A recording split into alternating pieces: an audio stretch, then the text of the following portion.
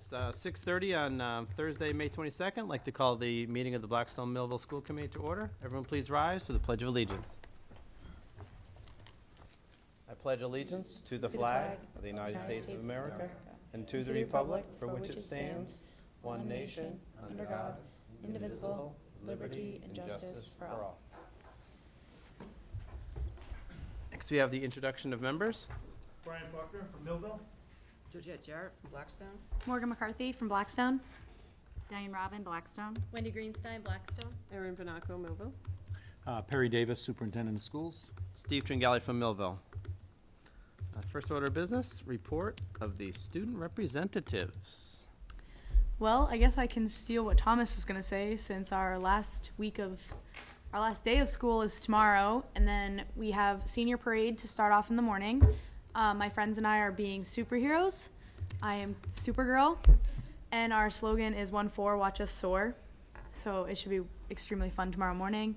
And then we have our lunch, all of lunch period tomorrow, so we'll eat first, second, and third lunch together as a class, all under the A-wing, so let's hope it's not freezing out. And then the last two periods of the day are going to be a volleyball tournament in the gym, minute to win it games in the CAF, and a movie in the auditorium. So you can decide whether you want to watch volleyball, go in the CAF, or watch a movie in the auditorium. I am playing volleyball on a mostly senior team tomorrow. There is a diesel senior team that everybody's scared of, so we'll see. That's going to be the last game with all the huge 6'4" boys all on one team. And then next week we have all of our exams, so I don't have to take any exams next week, so I'm really excited. And then I have the top 10 in our class breakfast on Thursday, and I'm going with two of my friends. We're driving out to Rentham for the breakfast. And then Friday, I'm going to my college orientation really early. So I'm really nervous because I have to drive all the way there. But it's an overnight, so I'm there Friday, Saturday. And then I come back, and that week is senior week. We have our class trip overnight from the Monday into the Tuesday. So that should be really fun. I signed up for horseback riding, so I'm really excited. And then Wednesday, we have our senior banquet at Village Haven from 6 to 10. Thursday is our awards night, and then Friday we are done. And then my grad party's the day after. Really excited for the following couple weeks to come up.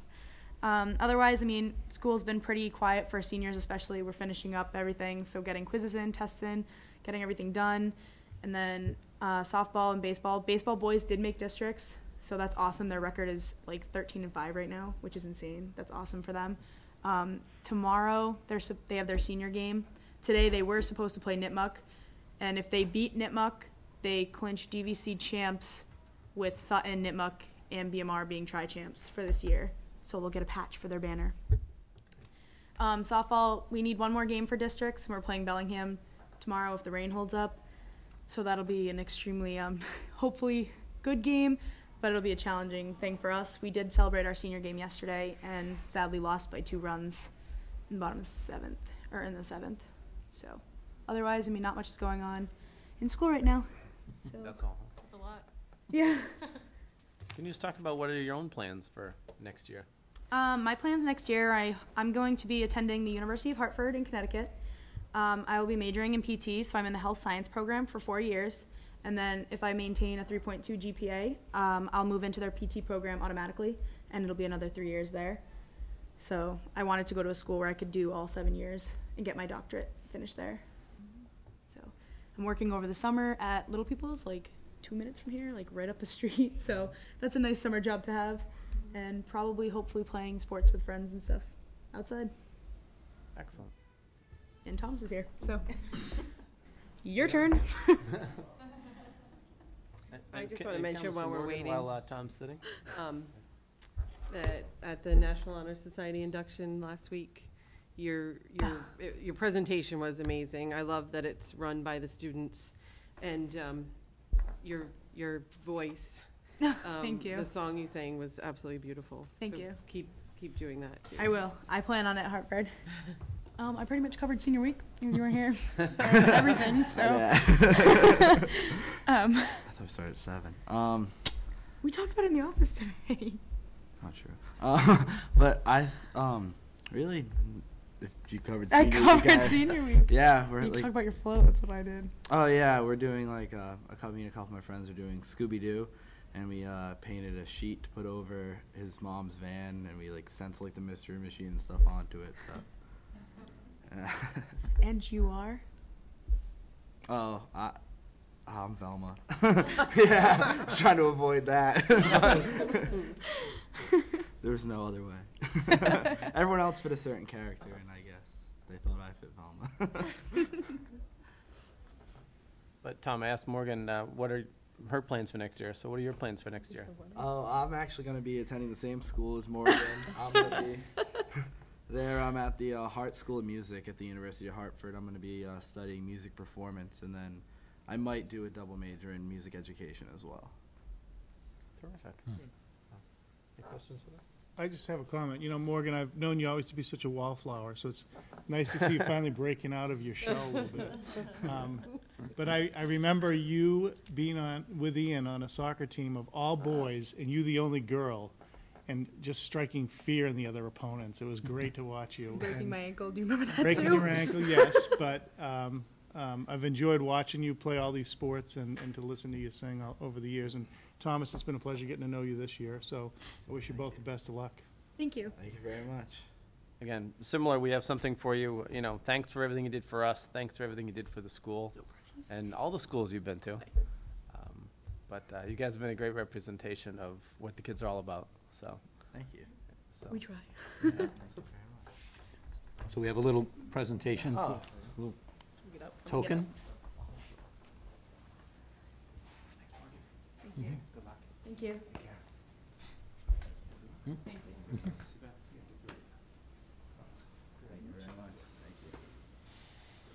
Now, the only charge I give you as superintendent is you gotta pick two students next year that are gonna Yeah. do Hey, this we had to run for equal, this position. you know, in It's terms of voting for us. Make sure that Voting.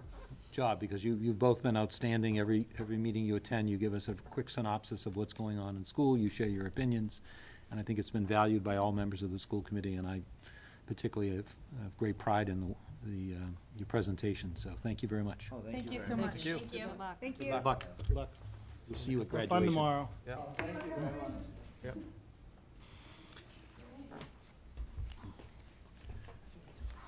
Mr. Ch- That's, we just did it. Okay. If I can, Mr. Chairman, we have teachers here this evening from the data team, and if we could move that item up so that the teachers can come forward and make their presentation. In your packet was a report from the data team, and if the teachers want to come up to this table. While they're coming, let me introduce Mr. Keith McNamara, who is the high school data team person, Lynn Scott, who's from the middle school, Lisa Trottier from JFK-FM, and Christina Renari from Millville Elementary.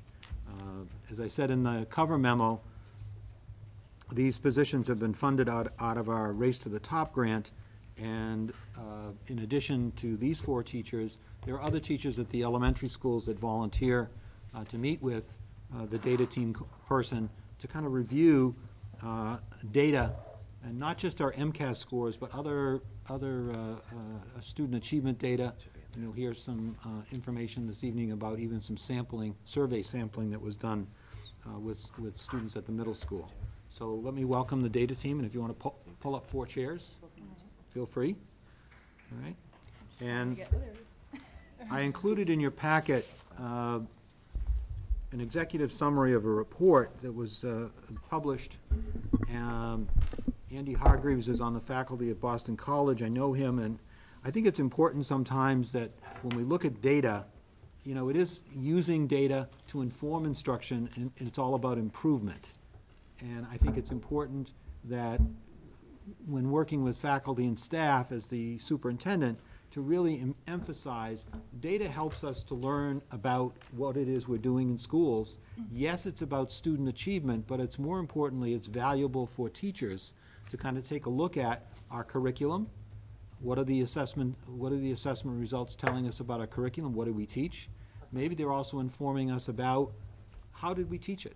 And then more importantly, how did we assess it, and does this data benchmark back to our own experiences and understanding of looking at that data? And the important thing is, I know the common term in education today is data-driven instruction. I really challenge that and say it's really about data-informed instruction. So we've had a number of candid sessions where we've talked about the difference between data-driven instruction and data-informed instruction in terms of how we proceed. So they have a PowerPoint which you have in your packet, and I think the elementary team is leading us off. And we're doing a joint elementary, not MES and JFK, AFM, but rather taking a look holistically at our elementary program. So I'll turn it over to Christina. When our data team started, we met together after each leader meeting and discussed where we were going. So we've started off at the elementary level with using data that was readily available to us. So we started with MCAS for grades 3 through 5, and we looked at areas of English language arts and math. And this year, we started looking at science and MES to figure out where we're going. We want to kind of try and figure out our strengths and our weaknesses and see where we can go from there. In addition, we've also used the Scholastic Reading Inventory and the Scholastic Math Inventory, both of which are computerized assessments, which in both JFK, AFM, and in Millville from grades 2 through 5 take it. So it's something that provides the students reading, gives a quick synopsis of they read a story, they answer questions, and it gives them a Lexile score. And for math, they do a bunch of things. They do math facts, they do problems, and it breaks down the different areas and shows where the improvement can be made.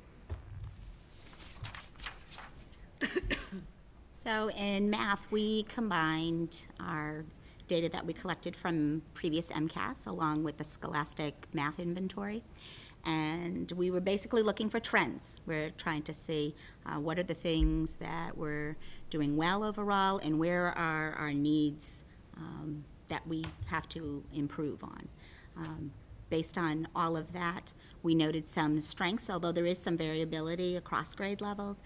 Overall, we noticed some strengths in the area of our students' use of algebraic symbols, the probability, and their understanding overall of number sense.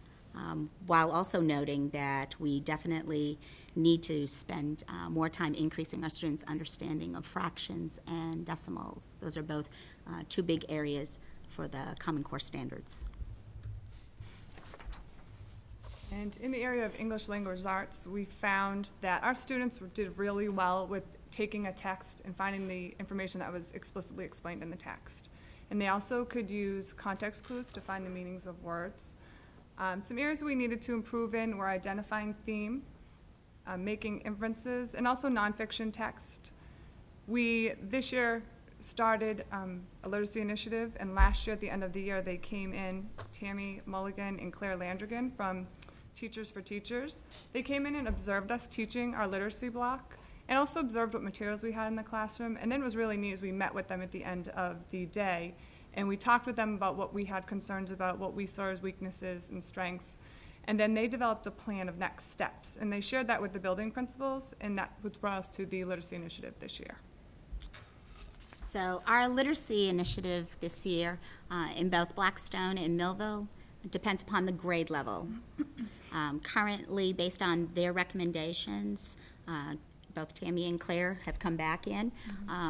They work with grades 3 through 5 on Reader's Workshop, whereas grades kindergarten through grade 2 are focusing in on the Foundations program.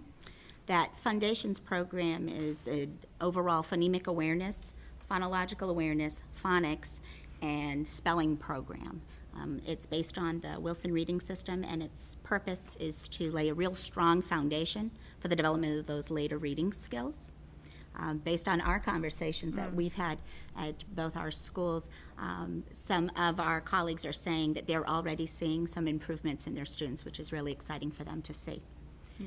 They've said at the kindergarten level, at this point, students were still struggling identifying letters, and now they can identify letters and start reading some words by now. So that's great to see. At grades 3 through 5, our Reader's Workshop professional development has been based on are areas of need that we've identified. So for example, inference is one of the areas that we definitely need to improve on. And so that was presented to them, and they have come back with us and spent time sharing units. So when we get a unit of study, it includes lots of lessons, about 25 lessons or so, along with book suggestions. The really neat thing about this training has been the format of it for us. It's completely different than any of the other trainings that we've actually ever had.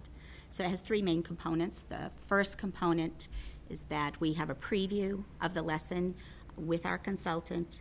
We lay out some objectives of things that we would like to set out to achieve during that lesson, and some things that we might want to note as we are observing in the class.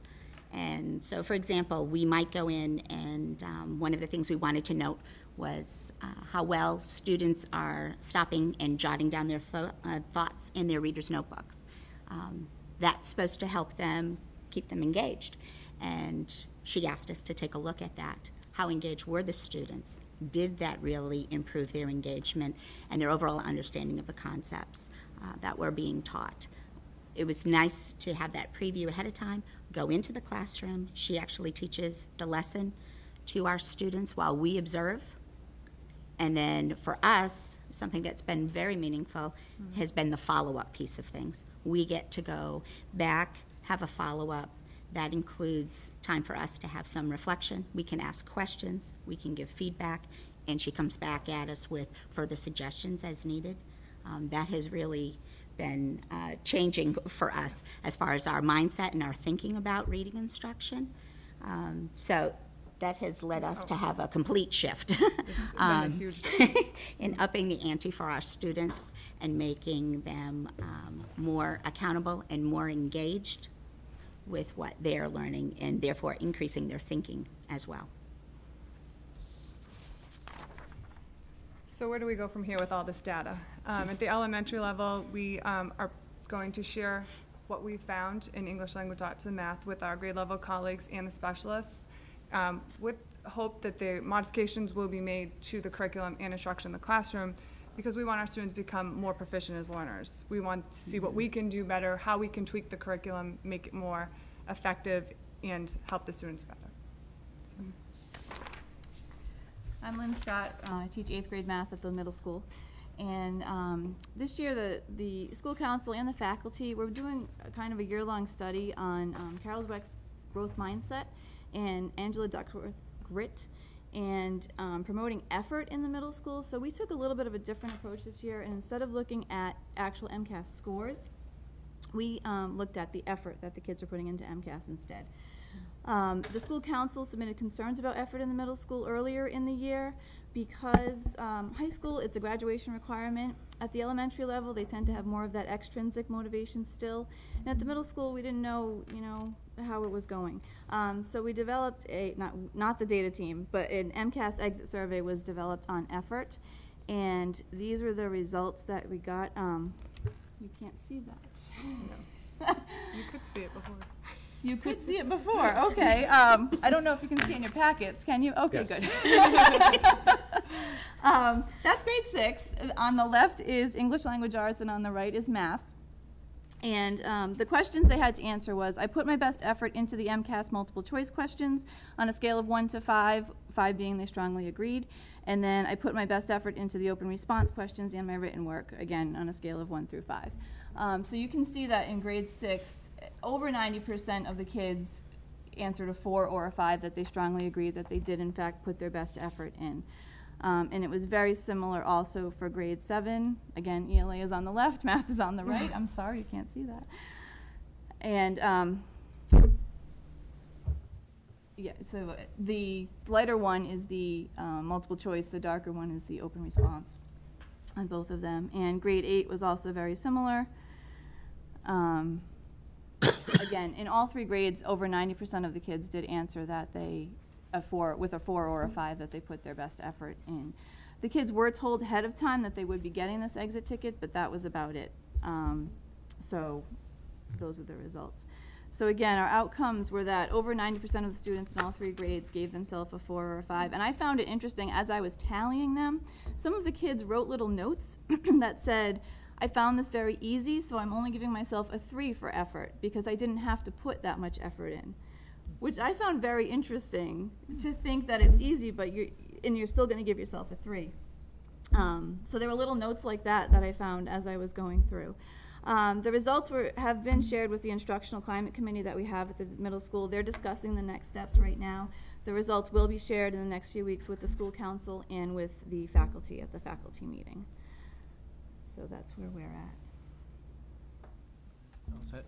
Do you want me to do it or do you want to do it? Yeah, I can. Okay. My name is Keith McNamara. I'm a math teacher at the high school. And as far as MCAS data goes at the high school, the kids are probably most motivated because it's a graduation requirement, and just the structure of the school itself. Each department has an opportunity to sit down and look at MCAS scores for their particular subject. So we went a little bit in a different direction and kind of started where you would think we'd start. There was some interest with teachers in terms of how SATs looked compared to MCAS, how they looked compared to grades. And to get started last year, that's really where we started, was just kind of looking, where does the average BMR student fall? And one of the things that we noticed was, in terms of SAT scores, we were pretty average. And in terms of grade point average, we were being told that kids were A minus grade point average. And that's kind of where the conversation started. As it progressed, we realized, well, most of the SAT prep tends to be in some of the higher level classes, so why aren't the kids in there? And it turned into going in a completely different direction. It was honor roll. Honor roll tended to be something that the kids said, well, if I don't make honor roll, I'm not going to take that class. And I think we undervalue when we ask kids to put themselves out there and challenge themselves. I think that's a big thing that we're asking kids to do. And just as an example, an NHS, a National Honor Society officer, didn't make the honor roll this past quarter because she got a C+ in AP Calculus, which was kind of counterintuitive to what we're trying to tell the kids to do. We want them to put themselves out there. We want them to challenge themselves, but because they have a 78 in AP Calculus, they can't make the honor roll. And over a couple of years, it's actually turned in, Mr. Dudek and I have been talking, we've talked to other faculty members, and we're hoping that for next year we can actually modify the criteria for honor roll and give the kids the benefit of the doubt if they're willing to put themselves in the harder classes and challenge themselves. If they get a 78 or a 79, that shouldn't be the thing that keeps them off. And this actually attracted a lot of attention. And the group that I have we're a pretty motivated bunch. We want to see things get done. Just as a quick example, we found out that the breakfast for honor roll was put on by the students. A lot of them, they bring in baked goods, and the teachers were upset by that. They thought, well, these kids are making honor roll and then they have to cook for themselves. So that instantly spurred this massive, we took a right turn, spurred a massive uproar with the teachers, to the point, I mean, we had banana bread cook-offs with the teachers. Teachers started bringing all sorts of stuff in. So it's a great group. It's a great place where just the dialogue's happening. Things are actually getting done. The teachers are there because they want to make things better. And I think we use the data as the starting point for the conversations. I think that's where it starts. As Dr. Davis said, it's not driving it, it's informing us. Where do we need to work on? What do we need to do? So this is where we started. The other major group of data that we have at the high school is just general grade distribution. So this is comparing last year's freshmen to this year's freshmen in A's, B's, C's, D's, and F's, and just a general distribution, how many of each in third, and this is third quarter, which it's a good quarter. Things are up and running. There's no more introduction to the year. They know how things are going. And freshman class this year, the grades seem to have improved. So it was a great thing. What have we done differently between this year and last year? What's worked? What can we keep? Now, we understand that we're operating in certain constraints, but there has to be things that have made these grades improve. So what is it? What can we do? And that's kind of where we are right now. That's what we've been looking at over our last few meetings. Here's sophomores. Again, it seems between last year and this year, the distribution has certainly changed. Here we have the juniors.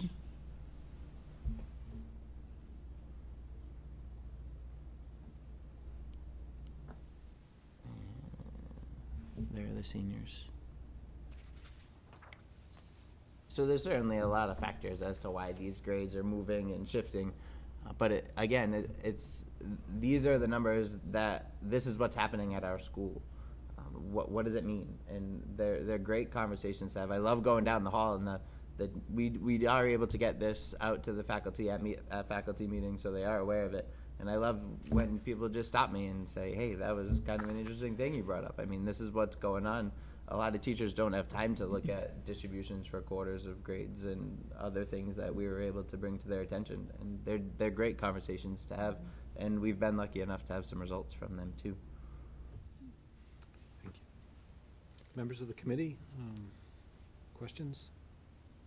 The grade thing is interesting, but I think it would have, I'm sure you've done this, tracked one class.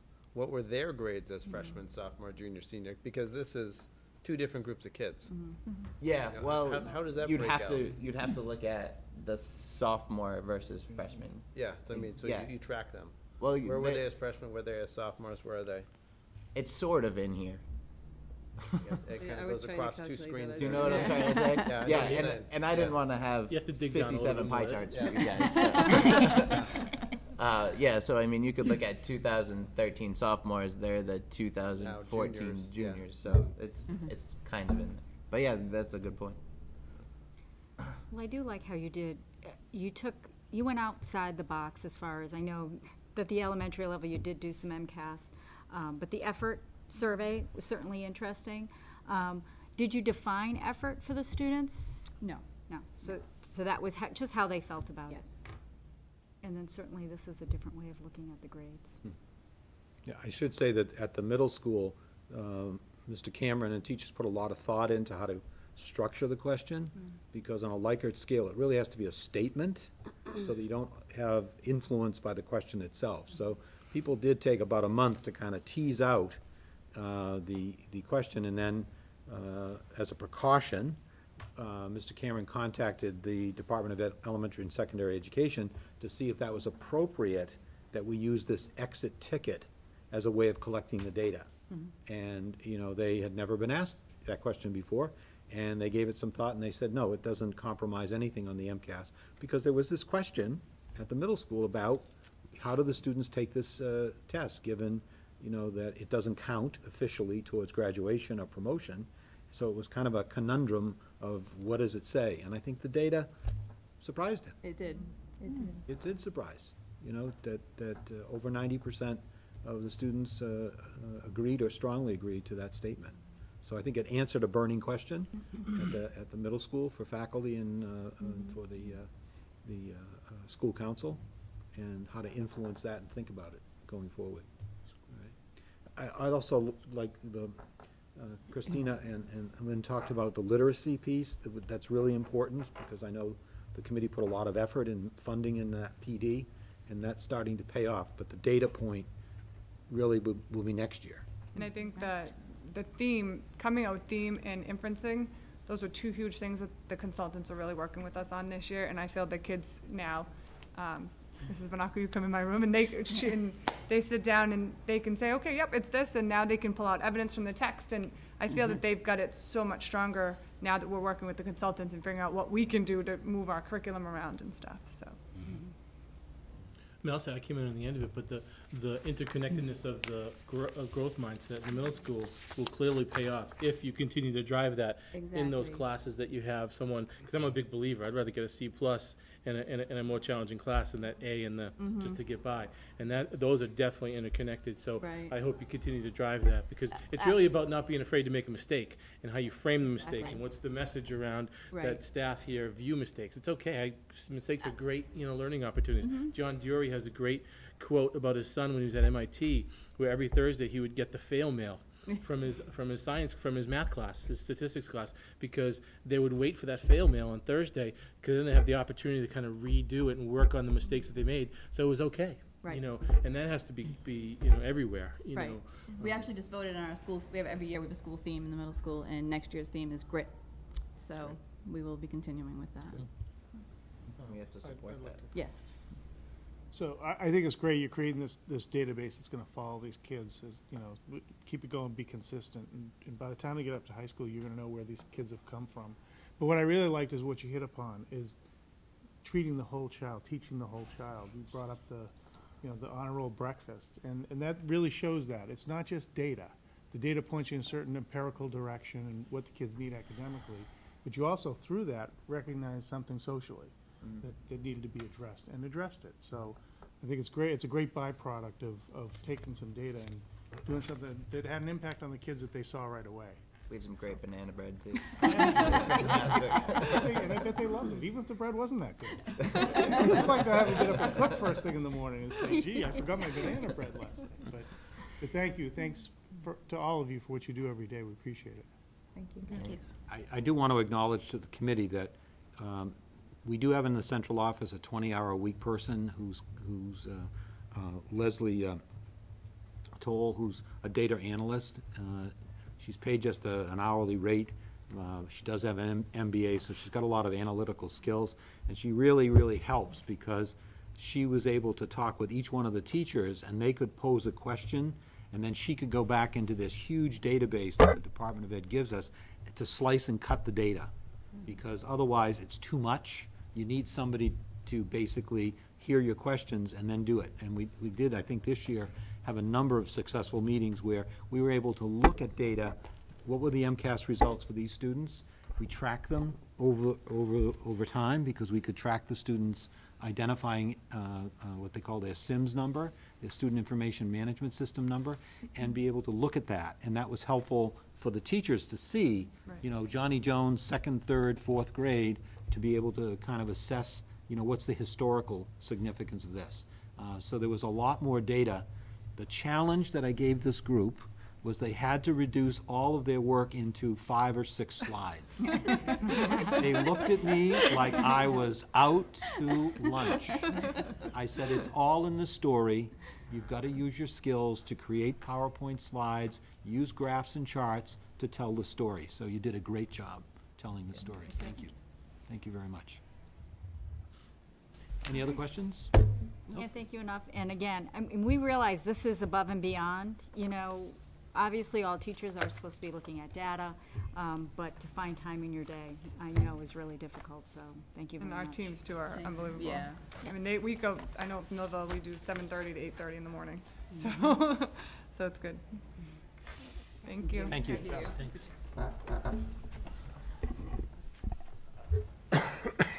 we at, Steve? I don't think there's anybody we public forum. So moving forward, we'll do public forum. Anybody in the public who would like to come forward?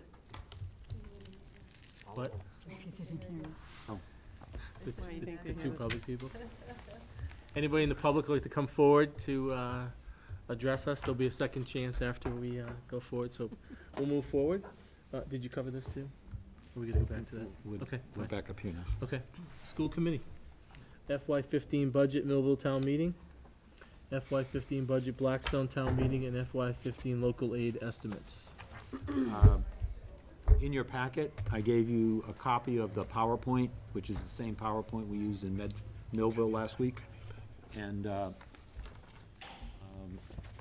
go over that. And for the Blackstone members, I have a folder for town meeting. The same folder that I gave to Millville, but it's now Blackstone to do that. Diana's gone, I'll have to get her. Yeah. And so the PowerPoint has just been revised, but there's really no changes to it. That's to take to town meeting. It's everything you need about, oh, I'm sorry. There you go.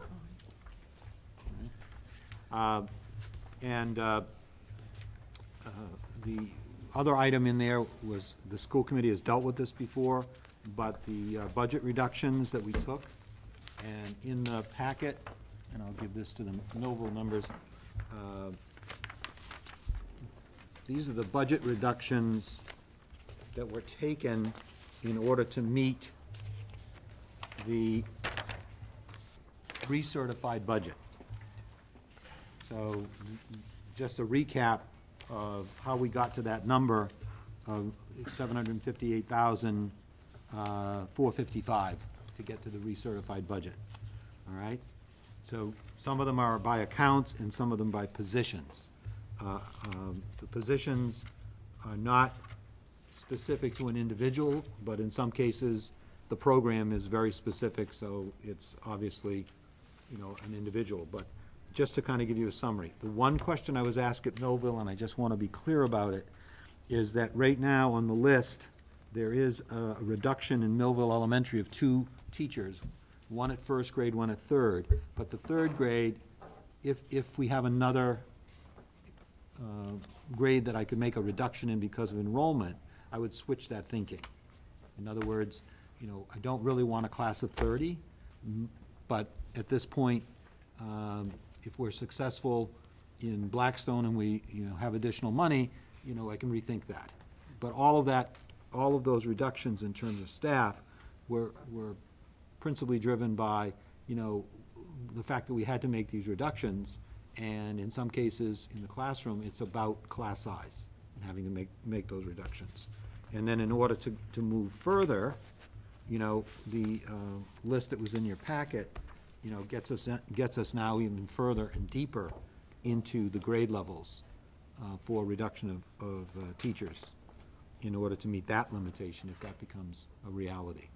So at this point, this list I gave you this is just a summary of the reductions already taken, but that doesn't mean we can't revisit them, all right? But the dollar amount has been taken.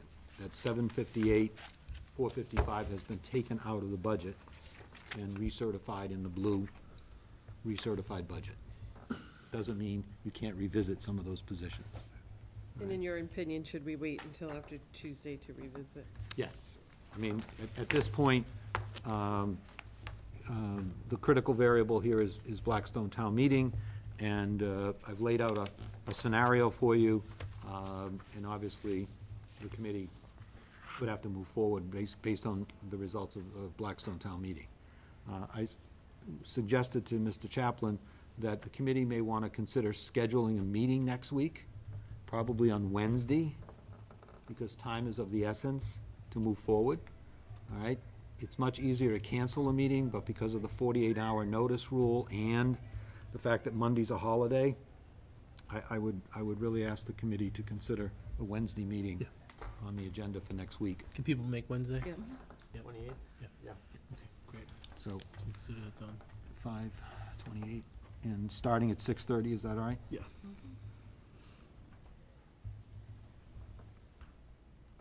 Okay. The other item in there is some good news. The Senate released its budget, and the Senate has added more money to regional school transportation. And at first, I didn't think this was going to be a very big increase, even though the number jumped to $70 million. I thought, oh, that's really not going to be that dramatic, you know, for us in terms of money. But when you look at it, it would take us from what we have now of $450,925 to $567,022. It's about $117,000 more. However, let me give you a however, is that this is not the budget. This is only the Senate's budget. The Senate is debating its budget, and ultimately the Senate will vote a budget, and then the House and the Senate get together in a joint budget conference and produce a budget which they vote on in each chamber, and if it's successful, it then goes to the governor. Realistically, that's not going to happen before next Tuesday. So, you know, it's a wonderful trend to see the number pushed up, but I would caution the committee about trying to be too aggressive with that number. I think politically, having done this for over 35 years, the House and the Senate will probably compromise in the middle, which is still going to give us probably an additional $50,000 in transportation. But until that comes to fruition in a budget signed by the governor, I would really caution against going after that number. We went after the House number because it went from 433 to 450. That seemed a reasonable increase, but I would caution you when if and when the committee has to recertify its budget, not to get too aggressive with that number, all right? Because what they say on paper, that doesn't mean what they're going to give you when the whole budget is finally compromised and voted in. And realistically, the timetable for that is probably mid-June to late June at best, based on the actions going on in the Senate, all right? But that's good news. It's not a reduction. It's good news. And ultimately, whatever that is, whatever it comes out to be, will be next year's, E&D is, E&D. right. Yeah. Yeah. Okay. Any other questions, comments? Okay. Again, I've been trying to clarify, you know, some people have emailed me about budgets and areas. I've also had to notify all non-professional teachers that they are not being renewed. And within that cohort of people, whatever personnel decisions we have to make, we have a sufficient number in order to not have an impact at this point on anybody with professional teacher status going forward. The other variable in this discussion is that when you, in fact, reduce staff, you know, through non-renewals, or support staff through not continuing to fund positions, they become eligible on July 1 to file for unemployment. And we have 140,000 in our line item for unemployment, but this could be a substantial increase in the number of typical claims coming against the district. The strategy that I'm using in the budget is that people that are non-renewed, because of the non-professional teacher status position, or support staff, many of those take health insurance. We wouldn't be paying our 75% of that. That money in savings and health insurance, I would recommend go into the unemployment line item. But again, unemployment is, we don't know. Some people might get another job and not file a claim. But we are potentially impacting probably 20 positions with this possible budget reduction. The budget reduction we've already taken, you know, will have an impact on a dozen people. So the claims could be much higher. Current budget, FY14, has about started with 140, and we've paid out to date almost 60,000 in unemployment claims. Because unemployment claims can go 24 months, so it's not a one-time payment. And again, all municipalities are on a pay-as-you-go basis. That is, we do not pay a payroll tax for unemployment. We pay when somebody makes a claim. So that's just an exposure, a liability exposure that at this point we have to account for as well. So moving forward, we have to keep a close eye on that. Yes. As we go forward. Yes. Okay. I just have one question. Sure. And I might have asked this before. The K-AIDS, kindergarten aides question. Yes. Reducing the kindergarten aides to 2.5 full-time aides. Well, it'd be 2.5. They're currently 5. Right. It could be 5 people, but they'd be working half. Okay, that was my question. Is there any benefit for them working half-time versus full-time? There's no unemployment. Has that been looked at? Is there a benefit to that versus cutting them and paying the unemployment and the? It would be better for people to be retained and have income. However, the rules of unemployment, we don't make. They're made by the federal and state government.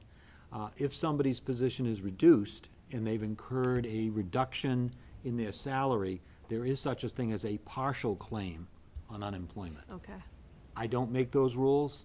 People would have to process their claims. There's a threshold, dollar amount, as I understand it. And again, some of the support staff could meet that threshold and perhaps become eligible for that. Right. So I just didn't know logistically what that looked like versus completely cutting them. Right. Now, the ones in Millville, we're completely cutting because we've chosen to keep the 2 teachers. Correct. Because it's just too large of a cohort for 2 classes, keeping the teachers, but the cohort is small enough that we would not have aides in Millville. And again, reductions, even though it says K-aide, the person that's a K-aide now might not be the person reduced because of seniority in the support staff contract in terms of that. So, you know, it's important to understand that. And how many kindergartens do we have in Blackstone? 5? 5. And just the update on the enrollment numbers. Currently at Blackstone, We have 79 confirmed, but we also are chasing about 10 eligible packets out, but parents haven't confirmed whether or not the child's coming. Quite frankly, if the kindergarten numbers stay up around 20, that is a cohort of 100, I would not recommend reducing a teacher. But that number is a little fluid at this point, and we've tried everything possible, and several phone calls to families. Remember, kindergarten is not required. I mean, it's required for us to offer it, but a parent can opt out and hold a child out for kindergarten at this point. All right, so that's a fluid number, and we've given sufficient notice to non-professional status teachers that we can hold off on making that decision until probably early June, mid-June. Okay. Do you have a number for Millville? No, if you don't, that's right. I think it was 29 last time. Hang on, I got the folder. 26 to 28. The new Breaking one two was would be- 29. No, because there was maybe some retentions and some special ed, so. The Millville K enrollment, I is it 29 for next year? had that. Oh, here it is. 29 in Millville. 25 in first grade, and that's why we're reducing first grade to one section. 29 in kindergarten. So that would be, that's why we're eliminating the aides, because there would be one class of 14 and one of 15 at this point. And again, the Millville number is more solid. We've accounted for everybody, but Blackstone, we're chasing 10 at this point. Okay.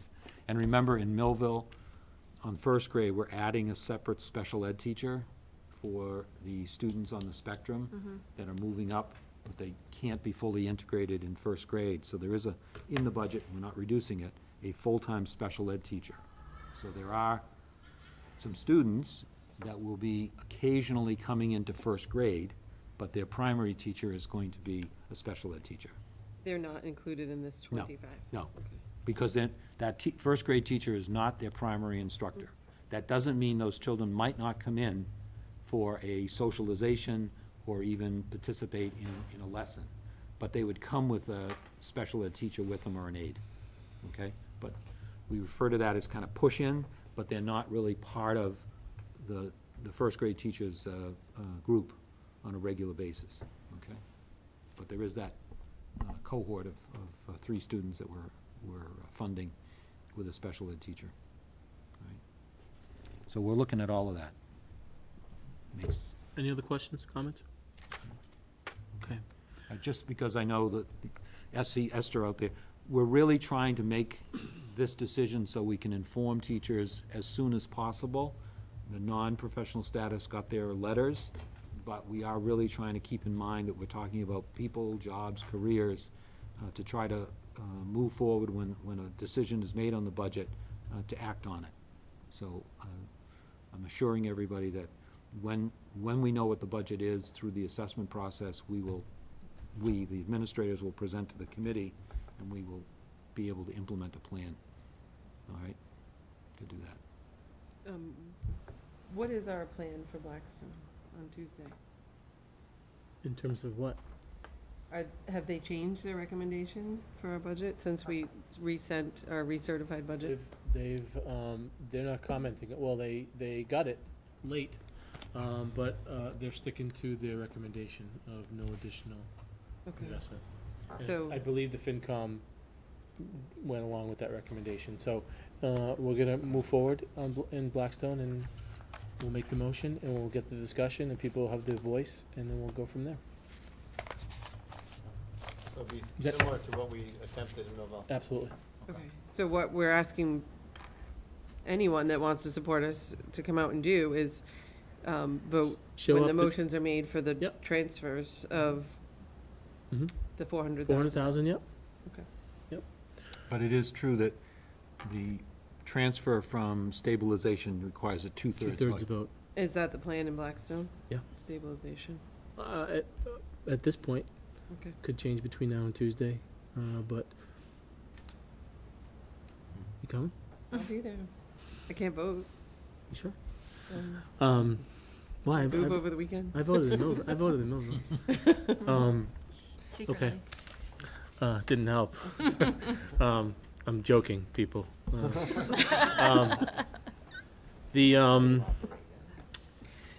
And just so we're on the school committee, Bill Millville Town Meeting, you know, I want to thank everyone that did show up. You know, there were more people there at the beginning. There was 248 people, I think was the number, than sometimes in Blackstone. I will tell you in previous years. There was more people there. I mean, So. right now, you were surprised by that number. I was shocked. I was shocked. I was sitting in the front row in the non-vote chair, and I was shocked. I was happy. I wish it was a different result, but I do want to thank everyone for showing up, and it's not over yet. I mean, we have to continue to move forward. So, any other comments, questions before we move on to consent agenda A? Okay. Consent agenda A, warrants, use of school facilities, field trip request, and minutes from the meeting, May 8th, 2014.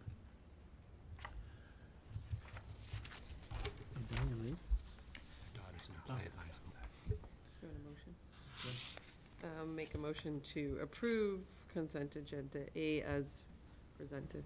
Second. Motion made and seconded. Any other discussion? All in favor, so I say an aye. Aye. Unanimous. Report of the superintendent. Several items to report on the committee, and you'll probably tire of the word roof as we kind of go through these, but the first one to report on is the JFK FM and the Millville roof projects. We extended our bond anticipation note at JFK FM, and I can report that other than an uplift test of the roof at JFK FM, the punch list is pretty much finished, and we will be closing that project out. But we did have to extend our bond anticipation note, and also for the Millville roof, we were going out to borrow, in anticipation of that roof going out to bid in the summer. Attached was the bid summary. Eastern Bank was the low bidder, and the interest rate was 0.50. So we continue to offer, we continued to incur relatively low, and again, this is not a full bond, this is a bond anticipation note, relatively low numbers. This note will come due in November. The strategy with Unibank is that we will finish the high school roof, and I'll talk about that in a minute, and that way we'll be able to couple the bonds together. And it's more advantageous in the bond market to have a bigger offering. So that's our strategy. If all goes well, the high school roof will be done, and maybe even the Millville roof, and then we can wrap that all up and put it out in a bond and move forward, with that. So that's the update on.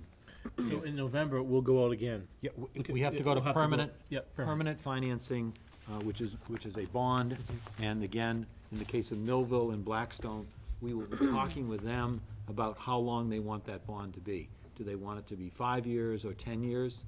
Simply because they need to put that into their capital plan as to how they want to pay that back. And I won't be here.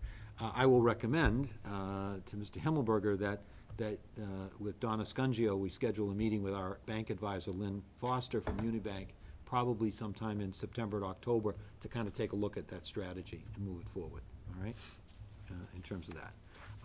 The next one is the high school roof, and I have some very good news about that. We opened bids on Tuesday. I put a packet in front of your places. We had 11 bidders. I wrote up the summary to include the 3 lowest bidders. Rockwell Roofing out of Leominster, Mass. came in at $1,835,900. Greenwood, which is the contractor that completed the JFK FM roof, came in at $1,924,000. And MDM Engineering, which is out of Dudley, came in at $1,974,000. Mr. Maury Wolf, who's the architect, and myself, we've made phone calls to check on Rockwell Roofing, to check their references. Rockwell Roofing has actually been our contractor when we've had a problem at the high school roof. They've come in and made repairs, so they're very familiar with the school. They did a roof at BVT, a 40,000 square foot roof over there, and I talked to the facilities manager at BVT, and they were very happy with them, and they continue to use them as their roofing contractor to make any repairs as needed. Mr. Wolf checked on 3 other school districts that used Rockwell, and he got very favorable reports. So I'd like to recommend to the school committee that you move to accept the low bid from Rockwell Roofing in the amount of $1,835,900. The references have been done, just subject to contract negotiations. So you need a motion? I need a motion and a vote. I'll make the motion. Motion made is read. Is there a second? Second? Second. Any other discusussion? Can I just ask a question? Yep, sure. Please. Is it going to be the same color as the complex? You won't see it, it's too high. It's different material too, isn't it? It's a different material, all right, because it's a flat roof. It is what they call an EDPM rubber roof, but no, it's gonna be basic black, yeah, up there, in terms of that. Is there a reason for your question? I'm just saying. I have a question. Remember, the There's roof is, always some nice comments about that roof. it's very bright, Very bright. it's not white, it's gray. I think we should paint the speed limit on the roof. Brian just had a question, will it hold solar panels? Well, we'll wait and do that because that'll be interesting. So, So, motion was made and seconded. Any further discussion? All those in favor, so by saying aye? Aye. Aye. Unanimous?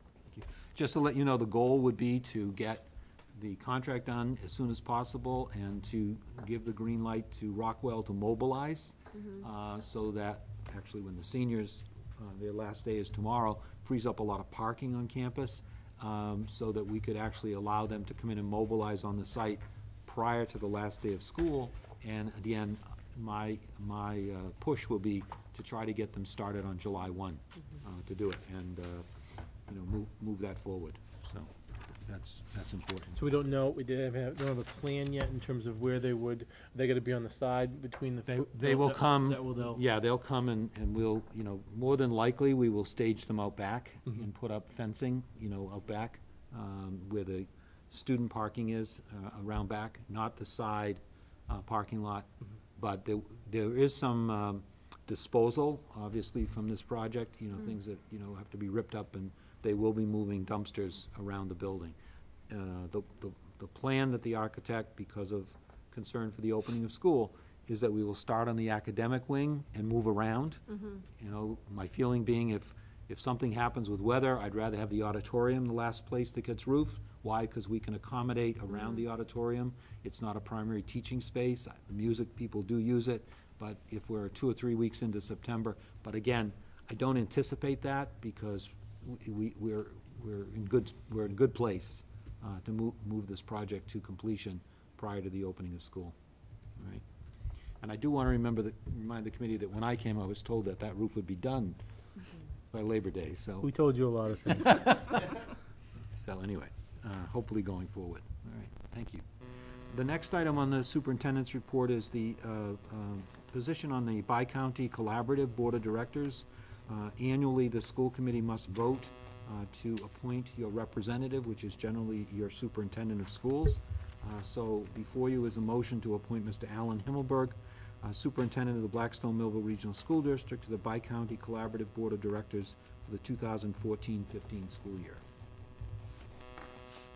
Looking for a motion? So moved. Motion made, seconded. Any discussion? So this is the kind of typical, every year we do it. But under the Bi-County's agreement, the Board of Directors are made up of the representatives from the member towns as voted by their school committee. So you need to comply with that. Okay, so, motion made and seconded. All those in favor, so I'm saying aye? Aye, unanimous? The next item is the student activity account. Another transfer is needed to reimburse the student activity agency account, which is principally the high school, in the amount of $14,773.38. To approve that reimbursement, this is the way the student activities account is set up. The money is kept under the control of the treasurer, and we replenish based on the checks that have been written And again, it's a pretty busy time of the year, and we've got some expenses coming up, so you need to vote this motion. Move the motion. So a motion to approve the reimbursement of $14,773.38 to the Student Activity Agency account and to certify the request within school committee signatures. So motion made by Mr. Faulkner, Second. seconded by Ms. Monaco. Any discussion? All those in favor, say by saying aye. Aye. Unanimous? And I will circulate what you need to sign. Okay. The next item under the superintendent's report, you heard Morgan tell you about senior activities, but attached is a copy of a letter that went out to seniors and their parents and guardians, and also a schedule of senior activities that take place. The two major events are Thursday, June 5th. There is the awards ceremony in the auditorium at 7 p.m. And then on Friday, graduation ceremonies begin at 6. My understanding is if members of the committee wish, to be present, there would be reserved seating for you to be there. You just have to let us know if you're planning to come to do that. Hopefully it's outside. Looking forward to graduation of the class of 2014. All right, so that information. And the last item that I have, Mr. Chairman, is I wanted to outline for you transition activities. We can't table this one? Go ahead, if I'm sorry. You've already signed this contract. I know, I'm kidding.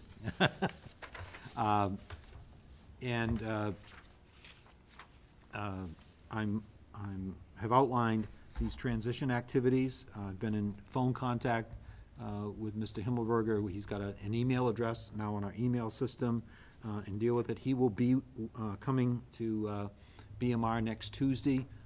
He's spending an hour with me from 8 to 9, and then he will be with the leadership team from 9 to 11. And I've kind of outlined a lot of administrative tasks that I need to catch him up to speed and kind of go over it. And then exit activities that I would be engaged in, with him. Attached to the memo, Donna Scungio is your assistant treasurer. She's a critical person to getting the financial house in order. And she finds herself, because this year she has worked a number of days. She can't use all her vacation days, and she can only roll so many forward. And I'm recommending that we extend to her to buy some of her unused vacation days, because I can't close the books, and that needs to be done with her. So she's estimating 5 days, but she has 10, so I'm being honest and saying 5 to 10 days. I need her to do that work, so that it's ready to go for Mr. Himmelberger in terms of that. Okay? Thank you. There will be a large 3-ring binder that Bridget Walsh and I have been working on with all of the transition activities. I have shared with Mr. Chaplin that I will be available to Mr. Himmelberger for any kind of consultation. I'm committed to that, in terms of that. I will be going to Ireland July 8th. I'll be gone for 12 days. My cell phone will not work in Ireland. I'm not even taking it.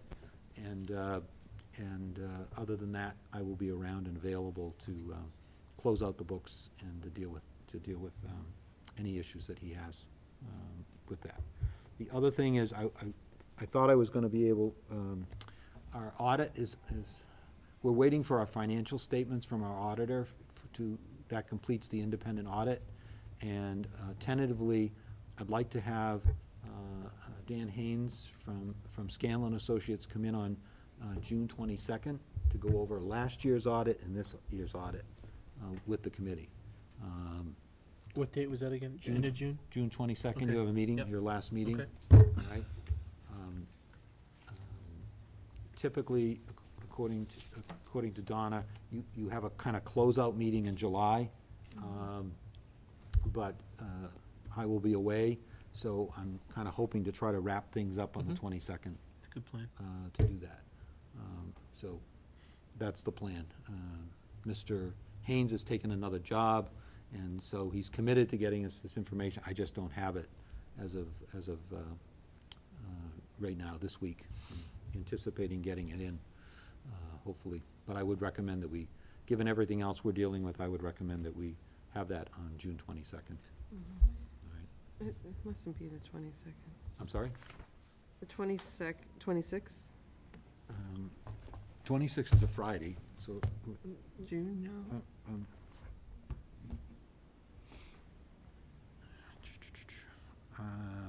You're right, it is the 26th.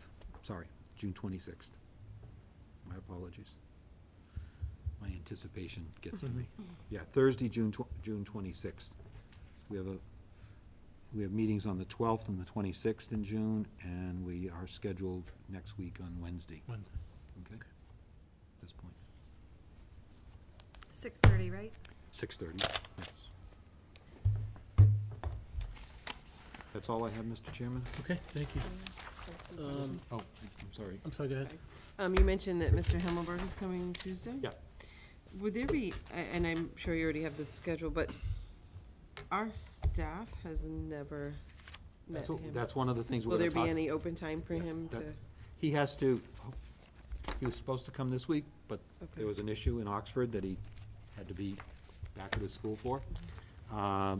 So that's one of the items that he and I are gonna talk about. Yes, he does wanna come and have an opportunity to get to the schools. And hopefully next Tuesday we'll iron that out Okay. with some dates to do that. Yes, that is part of the plan. All right. Hopefully we'll know that Wednesday when we meet. Yeah. Yeah, some idea. I'm not sure his original thinking was to try to, come for a day, so he could kinda, Yeah. but, he's also dealing with town meeting and budget and transition, so. But he will be prepared on Tuesday to kinda give me a sense of what works. Since we're in till 26th, it's kind of a long June anyway. And one other question I had, I don't know if I should ask now or committee forum, but, based on next Tuesday's results, we're gonna meet Wednesday. At what point will these be more solid? After Wednesday, after we Okay. decide. Yeah. So is it, That's if the goal. if Blackstone is not in our favor on Tuesday, is that what we're going to do on Wednesday? Yep. Okay. Yep. I have a conflict with, June 12th, and I don't want to, not be part of that discussion, Oh, so. no, I think we gotta do it Wednesday. Okay. If. All I mean, was and- going to and- ask is if we could possibly move June 12th to the 11th, if, for some reason, but it's the, fifth grade band concert, so, Well, that takes precedent. so, Mhm. I mean, we could even decide next Wednesday, yeah, I just yeah. want to put it out there. I mean, I think, to be blunt, I think if it doesn't go on Tuesday, then, there's not a ton of discussion that we have to do. I mean, there's some, okay, but it's almost game over, and we have to go, because the 1.4 is the 1.4, Right, and then I think there's still a little bit of play there, a little bit, but I think Wednesday will. right. Yeah, I'm gonna be spending 2 hours with the leadership team on Tuesday, identifying, actual positions and people, because the people gets the numbers, right now we're using round numbers, but eventually it comes back to identified salaries in terms of that. I forgot to mention, Mr. Chairman, and Wendy emailed about it. I did meet with the president of the Teachers Association about offering an early retirement incentive. One of the things I really had to clarify was that we have 3 people that are already committed to retirement, so we can't incentivize them because we've already taken that savings in the budget. And he agreed, so I did send out an email, to see if there was any teacher that has not declared, that would retire by the end of August. And I've asked them to be in touch with me on that. I also did extend it to the support staff.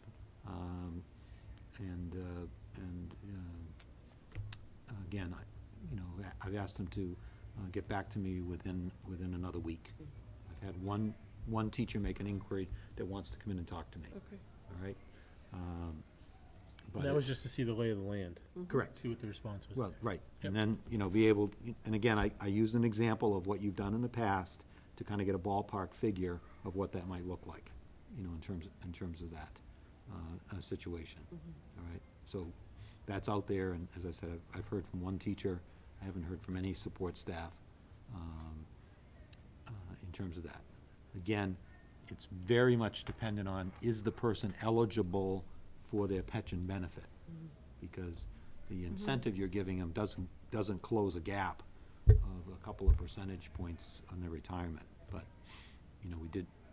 I did send an email out at this point. Thank you.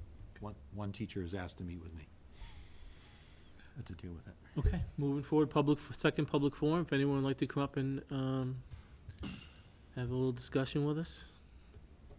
Seeing nobody, we'll move forward, school committee forum. Mr. Tringali? I attended the Millville Town Meeting on last May 12th. I'd like to thank a lot of people that are involved in that. The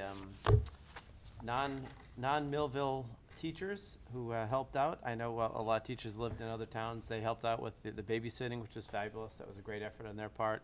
I believe the NJHS also assisted with that.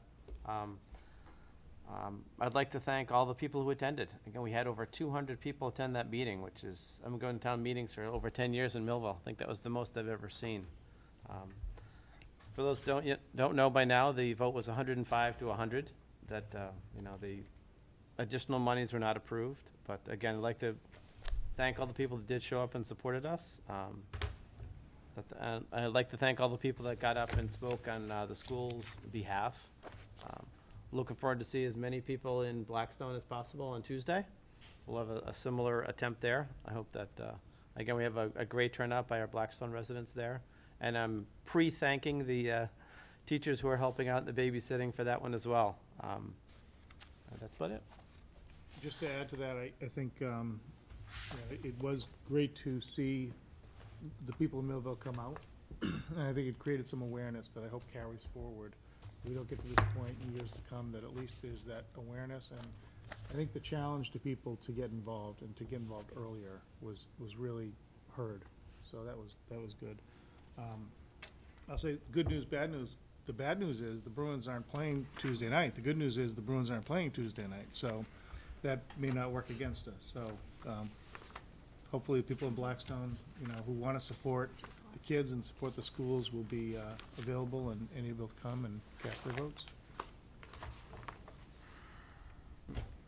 I just want to, in the past couple weeks through social media, I have seen some really positive feedback and passing out, flyers for Blackstone. There's definitely a lot of feedback, and it's positive feedback, through Facebook and through, all the websites. And, I just want to thank those parents who are out there handing out those flyers and, sharing the information because it's important. I also see a connection between Blackstone and Millville coming together through that. There is, one main goal, and I think Blackstone and Millville are here for the kids. And I think, you're definitely seeing both communities come together somewhere, some way. And, I appreciate all the parents who are, working hard to get this done. So thank you. Thank you to everyone that did come to the Millville meeting. The turnout was amazing. And the teachers, I did send a personal email thanking them all because their time that night helped us have that many people in the room. And I really hope we can have the same outcome in Blackstone. The purpose of the babysitting is so people can come in pairs and, bring your neighbors and their friends if they can vote. We did learn from Millville because the talk of the town is bring a pillow in your pajamas because we're going to show a movie. And that's what they're doing. And that's what they're doing. So that's they're going to have Frozen playing for the kids, and they're setting it up, like a movie night. And come in your PJs because it might be a long night. I also wanted to mention Us too. you're wearing your PJs. I want to congratulate the inductees to the National Honor Society last week. I love going to that ceremony. It's run by the kids, and it's definitely an honor for them, and I hope they feel that. And congrats to the seniors. Tomorrow's their last day. Be careful, but have fun. And that's it. Thank you. The last 3 meetings I've written down recognize the Wall of Fame, and I always forget about it. So I wrote it down with a couple stars tonight. So I know that was last evening.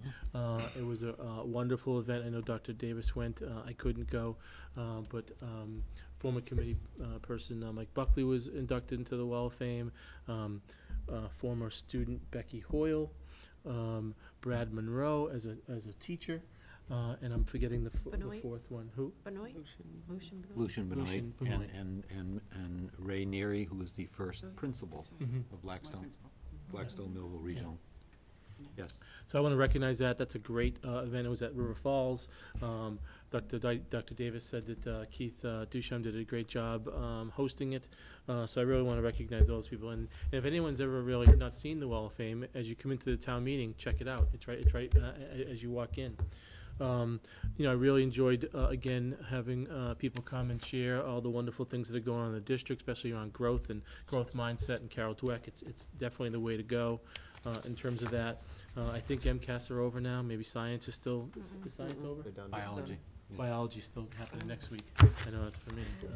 I'm glad some of the MCAS is over. People can kind of take a deep breath around that. I do want to say again, the meeting on Tuesday, special town meetings at 6:30, I believe. Annual town meeting for Blackstone's at 7 o'clock. There's many people for many years have said, well, Millville didn't go for it, so it's a done deal. That is not the case. Blackstone, I'm sorry? No. No? No. You still have a voice. You should show up. We should voice your opinion around making decisions around the educational future for our students. It's really important. We've been talking about it forever. We're going to talk a little bit, I think, at the meeting, but it's really going to be about the voters, and that's going to be really important. So please show up. We need people to show up. Do you know what article we are? We're Article it's 3. 3. It's the Three. budget. It's the budget. There is an article in there that I will say that I think it's Article 6. It says it was submitted by the superintendent. It wasn't this superintendent or this committee around stabilization fund, which was last year. Yeah. So I want people to be clear around that as well. We did not submit that. That was an oversight on the town's part. They're going to pass over it. It's not. But I want people to be clear. We did not submit that. There wasn't 1 ounce of conversation around that throughout this year. That was last year. You voted it down last year. That's not us. I'm sure they'll be stricken immediately. Right? Well, they'll pass over it. Yeah. They can't take it out, but they'll just pass it over. Okay. And I think it was just an error on the town's part. That's all. Okay, with that, that is the end of the school committee forum. But I do want to maybe go to another public forum if Ms. Harvey wants to come up and speak with us. Sure do. Sure. Now, I thought this was a workshop. Are you in this a meeting? Oh no, we're live. Yeah, we're meeting. Oh, well, that's too bad for you guys, I think. I have some questions and I have some comments and concerns. My first question is, I would like to know if you could tell me why no one from this school committee or administration was at the finance open hearing meeting. Sure. All right. So stop there and I'll I explain will. that to you. So I did show up. I was late, and I walked in. I had a purple shirt on. Hey, I looked 3 times and asked if I know. anyone No, was in I the was late. audience. I was late. It was. We were clearly at the Millville meeting. Millville meeting was going strong. My intention was to get there. I got there. I believe it was actually Mr. Devlin tried to hold it, and knowing that someone was going to be coming from the Millville meeting. That did happen because it was Mr. Devlin did try to hold it, and the finance committee said no, we're not going to hold it. I was We're there the moving whole on." meeting. I stayed till the end. That's right, you were there. But Mr. Devlin got up when the BMR, when the education was talked about, and he said, hey, can we hold this article? You can go back and watch the video. I sure will. I was in the audience. I got up and spoke. I know to you your did. article. And Ms. Perot did as well. There was a motion to hold that discussion before it was closed, so one of us could get there, okay? Finance Committee Chairman DeLeo denied that. Okay, when I got there, I was in the waiting area. I walked in, there was no seats. When Mr. DeLeo came out, can we revisit it? No, we cannot. Fine, that's fine. So we didn't revisit. That was, someone went to the podium and asked, can we revisit it? That, I'm going to tell you, did not happen. I asked Mr. DeLeo if At he the could podium, you revisit went it. up to the Not at the podium, when he Okay. entered, when he exited the Okay. doing one of the breaks where he got up. Okay. He So said, nonetheless, absolutely you are not. one of 6 of this school committee. You are one of 6, so Mm-hmm. fine. Never mind the administration, interim or not. Excuse me. I was at the Millville Town Meeting. I cannot be in 2 places. I resent that comment. You can. I you want. cannot be in 2 places at once. Mr. Chaplin and I went before that Finance Committee. We spoke with them at length at a prior meeting. I cannot be in 2 places at one time. Please, do not insult me. I am the interim superintendent of schools. Respect my position. Oh, boy. I don't disrespect your position, sir. I've never met you before, but My I don't like goodness. your attitude, but that's okay. You're only here for a short while. So we're gonna, hold on. No, I We're gonna- want, you're- I need an I'm gonna answer. let you speak, Okay. okay? But you are gonna take your time and be respectful, okay? I know you have a lot of energy, Tony, okay? And you sat in this chair for many years, Mm-hmm. okay? But I haven't seen you once this year, okay? We've been talking about this for 8 months, okay? And I deeply respect you, and when you showed up at the Finance Committee, you had a lot of good questions, okay? But we've been talking about this for 8 months, okay? The Finance Committee and the Board of Selectmen, we've been talking to them about it with 8 months. So they can give you anything about, we didn't know about this, or it was too late, or whatever. They can give you any buzzword they want, okay? But after every school committee meeting since October, they've gotten our fiscal forecast emailed by me to them, okay? So proceed. Thank you. Okay. And I will restate, you are one of 6, including administration. Someone should have been there. In my opinion, as a school committee of 2 towns made up of 6 people, a plan should have been put in place. It is important enough that then was the place in time to battle it, not Tuesday night that's coming down the pike, to battle what needs to be done in order to get what you can as far as the word getting around. Waiting till Tuesday is going to be a difficult Tony, challenge. you're wrong about waiting till Tuesday, too. We actually, I think You are you and I, absolutely all wrong. Hold 3 of on. us had. You are absolutely wrong, because the week before, we were at a workshop with the Board of Selectmen. The week before that, we were at the Finance Committee. Yes, Live, going from nuts to bolts. I So was at we that weren't- one. We weren't fighting anything at the FinCom meeting, okay? And we weren't defending anything, because if you just come into the party now, I'm you not should have coming to woke the up a party lot, now. I'm not saying you, okay? But if people have questions, okay, at that FinCom, if people had questions about the school committee, we have 2 public meetings every single month, okay? We have a public hearing. Guess how many people were there, Tony? Sure, not many. Right, not many at all, okay? Maybe 3. 2 people that were running for election were there, okay? All right? And a few parents and us. But Mr. Chaplin, I don't mean you battling the people that are looking, the Board of Selectmen or the Finance Committee. Sure. I mean the people that are going to be in the seats. They're going to take the vote. So showing up, and then for them to address it Tuesday night, and I have been there, is a harder battle than not having anyone prior. So at the meeting, Tuesday night, the Finance Committee meeting, there is a large budget item that is going through, and the person spoke to it. And he was able to make it better understood that night, not Tuesday night, but that night, so where people are watching live as well. So my frustration is like, I cannot believe, and I asked 3 times because I could not believe no one was at that meeting. Because I said, well, I don't really know the faces. Someone has got to be here, and I kept turning around and says, is there someone from the school committee? Not to fight your budget, but to support your budget. Because it is not supported, or it was not at that time. It wasn't even voted on by the selectmen, and from my It was feeling voted on on by it, the selectmen. not by that meeting. That's the only one that had not Yeah, been it voted was.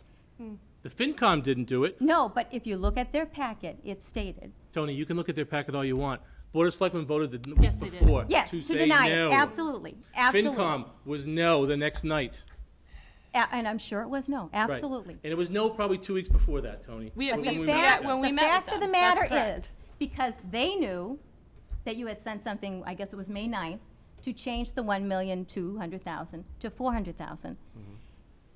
But to be there as a school committee, to be sure that they didn't just dismiss that piece of paper that you presented to them.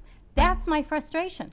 I think it was a valid bad mistake. That's my opinion, Sure. and I'm I'm gonna respect your opinion. I'm not and gonna then- agree with it, but I'm gonna respect it. That's fine. And for the sake of the students, I hope that waiting until Tuesday night is not going to get ugly. Yes, I know Millville doesn't support it, but that doesn't matter. You have another slice Tony, in this town. again, you want to say we're waiting until Tuesday night to fight anything?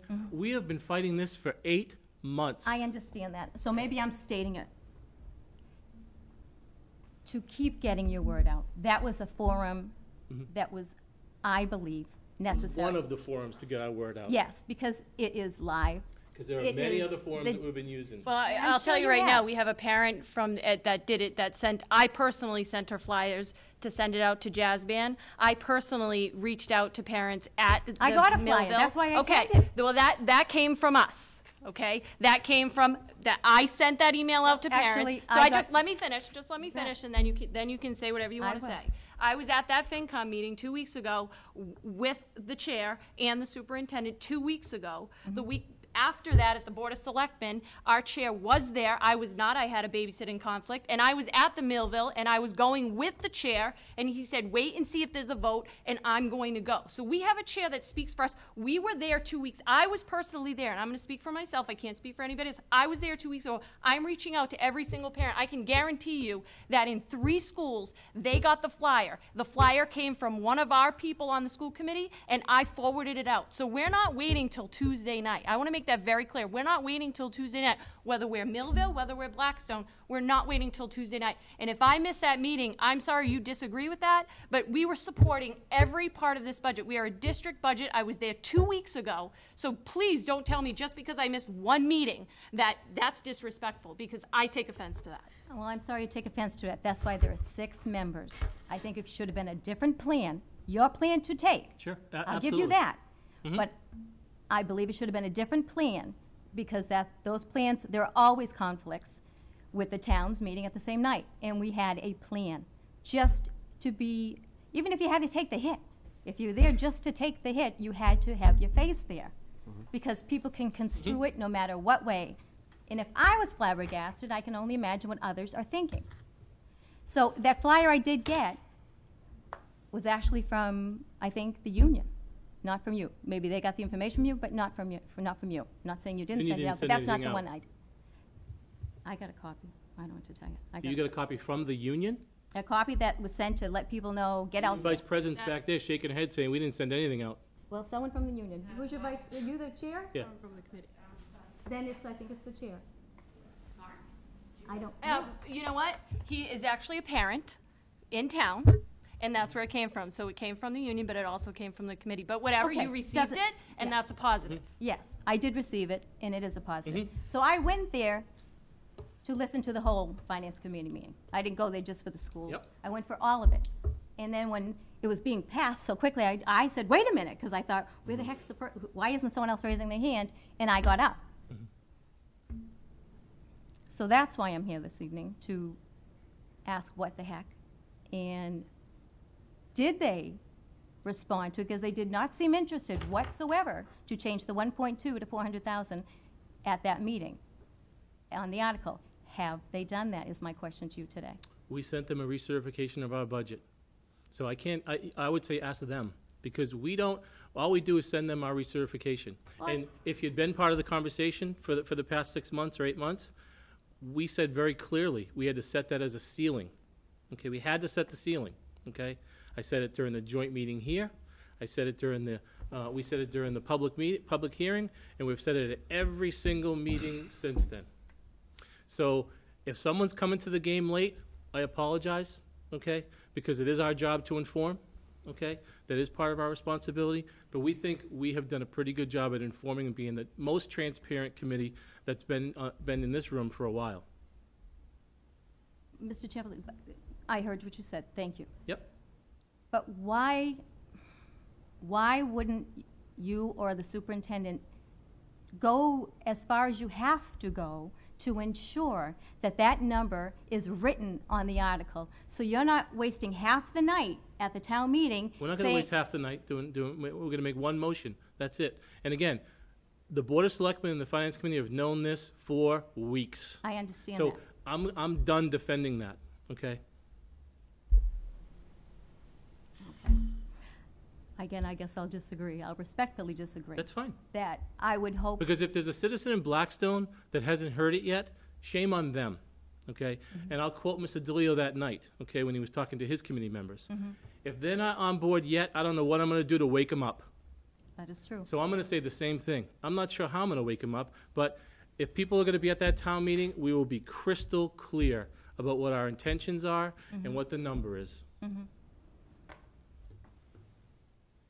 But it would be cleaner if the article stood as you want it to be presented. So if people's heads are stuck on being solid, hard, sometimes you have to knock it to say, you know, the right thing is the Well, right if thing. someone's sitting in the audience thinking we're going to be asking for $1 million, then they've missed the boat. Okay. Let me make sure I don't have another question before I leave the table. Sure. I guess I don't at the moment. Of course, I hope the budget passes. Of course, I hope it's presented at the 400,000. Of course, I want this for this district and the kids that go there. I just respectfully disagree on how it at the end of the game, if you will, because the end of the game is Tuesday night. Is Well, some people think the end's already happened after the Millville vote. So hopefully people don't have that same mindset. Hopefully they don't believe that, because. Well, that's been the mindset in both towns for, I've been here 14 years. And I was on the finance committee before here, and that was always the assumption, oh, Millville didn't do anything, so I guess we can't either. Well, guess what? Blackstone has a voice, and we've been saying that for 8 months. And again, I respect you, Tony. I think you did wonderful work while you're here, but it's the first time I've seen you this year. Absolutely.